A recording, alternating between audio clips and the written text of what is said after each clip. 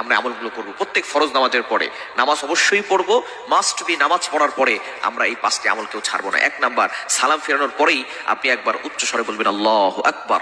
আল্লাহ হলেন সবার বড়। আপনি নামাজ পড়েছেন, সেখানে আল্লাহর ঘোষণা দিয়েছেন, নামাজ শুরু করেছেন আল্লাহু আকবার দিয়ে, নামাজ শেষ করেছেন আসসালামু আলাইকুম ওয়া রাহমাতুল্লাহ বলে, এরপর আপনি আবারও আল্লাহু আকবার বলে আল্লাহকে ঘোষণা দিতে যাচ্ছেন আল্লাহ আপনি হলেন সবার বড়, আপনার থেকে বড় আর কেউ নাই। এরপরে আপনি বলবেন আস্তাগফিরুল্লাহ। মুসলিম শরীফের হাদিস, তিরমিজি শরীফ, বিভিন্ন সিয়াসিত্তার হাদিসের কিতাবের ভিতরে হাদিসটি এসেছে। 1 নাম্বার হচ্ছে আল্লাহু আকবার বলা, 2 নাম্বার হচ্ছে ইস্তেগফার। অবশ্যই আপনি 3 বার ইস্তেগফার পড়বেন, আস্তাগফিরুল্লাহ আস্তাগফিরুল্লাহ আস্তাগফিরুল্লাহ, এটা 3 বার পড়বেন। আল্লাহর কাছে ক্ষমা প্রার্থনা করে নিব, তাহলে নামাজের ভিতরে যে ভুল ত্রুটিগুলো হয়েছে ছোটখাটো, পাক রব্বুল আলামিন ক্ষমা করে দিবেন।